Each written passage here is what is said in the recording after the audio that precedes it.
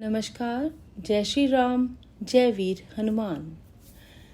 आज के एपिसोड में हम दोहा संख्या 27 और 28 के अर्थ समझेंगे, जिसमें हनुमान जी सीता जी से चूड़ामणि लेकर विदा लेते हैं, समुद्र पार करते हैं और अपनी वानर सेना से मिलते हैं और मधुवन में प्रवेश कर मीठे फल खाते हैं।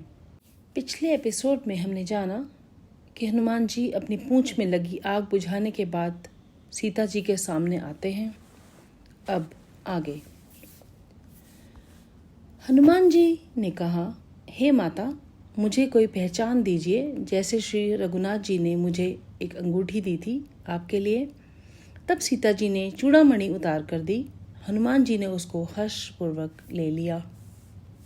सीता जी बोली, हे तात, मेरा प्रणाम निवेदन करना है और इस प्रकार कहना मेरे राम से कि हे प्रभु, यद्यपि आप सब प्रकार से पूर्ण काम हैं, आपको किसी प्रकार की कामना नहीं है, तथापि दीन दुखियों पर दया करना आपका विरत है और मैं दीन हूँ।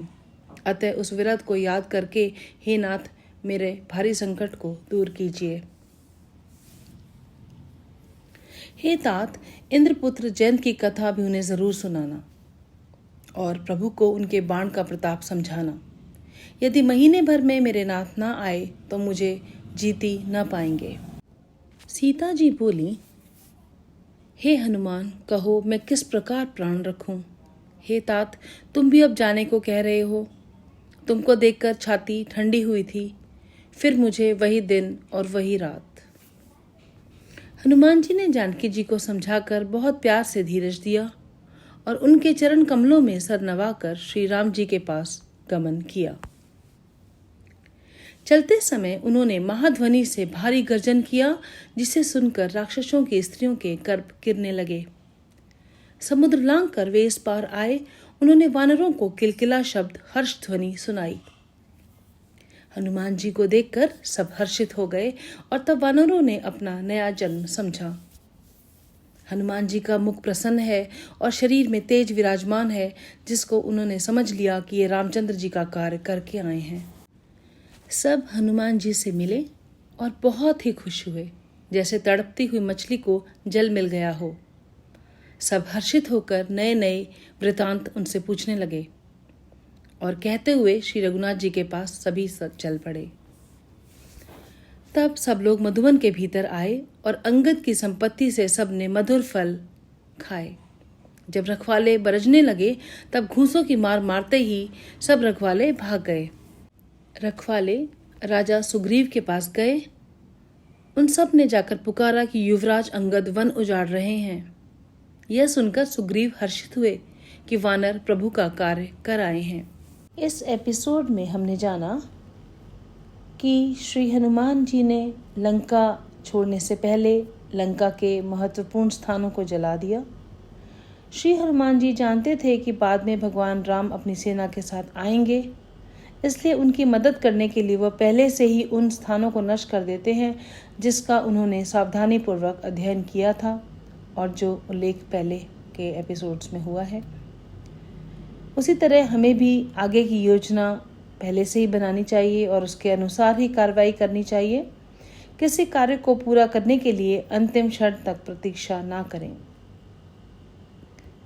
ये सबक हमें इस एपिसोड से मिलता है। मात मोहि दीजे कछु चीना, जैसे रघुनायक मोहि दीना।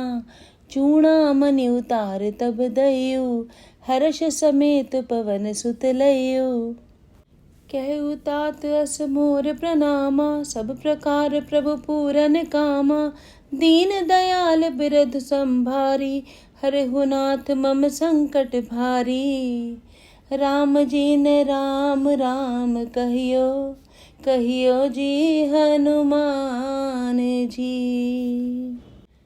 तात सक्र सुत कथा सुनायो, बान प्रताप प्रभु हुई समुझायो। मास दिवस महु नाथ न आवा, तो पुनि मोहि जियत नहीं पावा।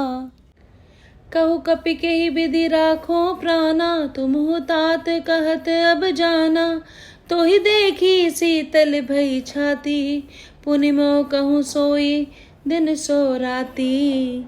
राम जी ने राम राम कहियो, कहियो जी हनुमान जी। जनक सुतहि समुझाई करी, बहुविधि धीरज दीन रामा, बहुविधि धीरज दीन। चरण कमल सिर नाई कपी, गवनु राम पहि कीन। सियापति राम जय जय राम, मेरे प्रभु राम जय जय राम। सियापति राम जय जय राम। चलत महाधुनि गरजसि भारी, गर्भ सत्र वहीं सुनि निश्चर नारी। नाग सिंधु एहि पारहि आवा, सबद किली किला कपहि सुनावा। हर्षे सब विलोकि हनुमाना, नूतन जन्म कपहि तब जाना।